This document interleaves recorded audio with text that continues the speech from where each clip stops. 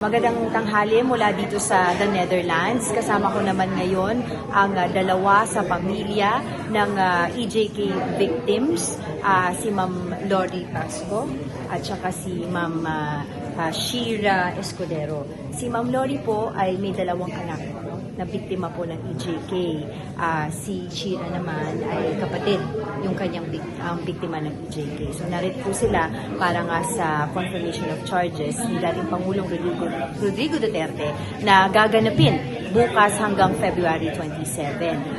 Shira and Ma'am Lori, ano po ang inyong inaasahan bukas? Ako muna po. Opo. Siyempre po ang inaasahan bukas sa confirmation of charges ni Duterte ay sana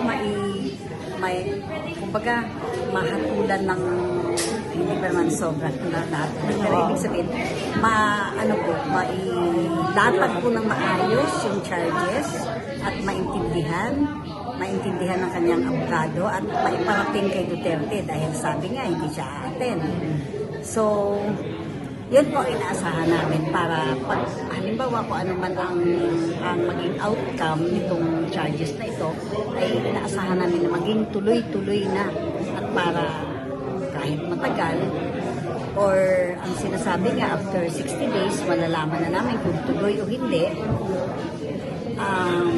Yun po aabangan namin at yun ang aasahan talaga namin na para kung ano man magtutuloy ng trial at magkaroon kami ng hustisya. Yun naman talaga ang hangad ng pamilya. Hustisya para sa lahat ng mga biktima na pinaslang ni Duterte ng kanyang panahon at ng kanyang mga kasapakan. Shira, ano naman yung gusto mo ihatid na mensahe? O ano naman din yung nararamdaman mo pag nakita mo? Napakarami pa rin supporters ni dating Pangulong Rodrigo Duterte. Siyempre po, nakakalungkot na sa kabila ng patuloy namin pagsasalita, naririnig or nakikita nila yung balita, nakikita nila kung ano yung mga nangyari dito sa pamilya ng mga biktima. Pero tuloy pa rin po yung suporta kay Duterte, siyempre po.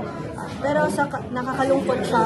Pero sa kabilang banda ay nagiging fuel din namin to para patuloy na ikwento kung anong nangyari sa Pilipinas, kung anong nangyari sa mga mahal po namin sa buhay. Dahil malino po sa amin, totoo lahat ng ito. Doon po nanggagaling yung tapang namin. At ayaw din po namin na matulad sila doon o mangyari yun sa mga mahal nila sa buhay.